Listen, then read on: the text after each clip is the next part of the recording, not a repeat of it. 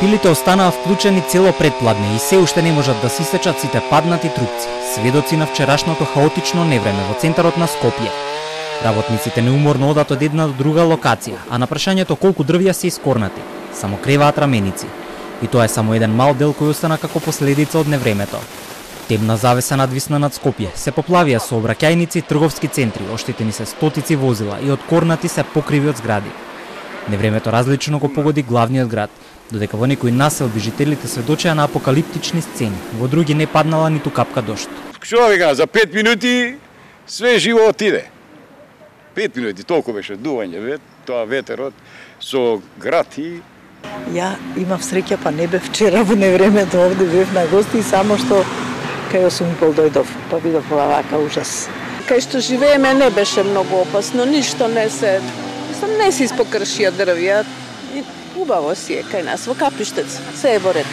Градските и општински служби од доцна синоќа се на терен, а дежураа и целата вечер.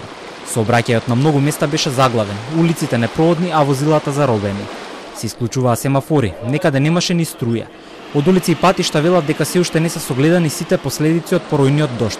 Се отворија многу дилеми околу функционалноста на градската канализациона мрежа и прашања дали истата треба да се надгради. А првиот човек на градското предпријатие признава и додава: треба стручните служби да ги изанализираат проодноста на атмосферската канализација.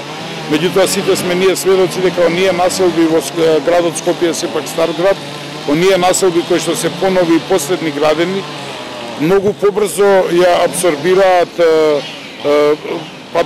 количините на вода, многу побрзо се абсорбираат во однос на постарите делови од градот, каде што и целата таа реконструкција е малце по-специфична и по-проблематична за тоа. Меѓутоа, факт е дека мора да се направи, да се согледаат сите можности и да се интервенира онаму каде што се покажаа сите тие критични точки.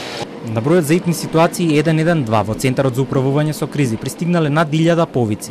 Се пријавувало за оштетени возила, поплавени улици и оштетени гаражи, лепнати покриви и паднати дрвја, кои што се речиси 100 на број на секаде низ градот. Само во Скопскиот градски парк не можат да се добраат дрвјата кои што се паднати во синоќешното невреме, а екипите кои што ги расчистуваат овде велат дека претходно били на други места и дека денес имаат работа на секаде низ главниот град, ден после скопското невреме. На собраната вода од улиците се испумпуваше во текот на целата вечер, а се одзатнуваше и атмосферската канализација. Состојбата беше нормализирана дури утрово, а сите проблеми со струјата во делови од градот беа отстранети во текот на ноќта.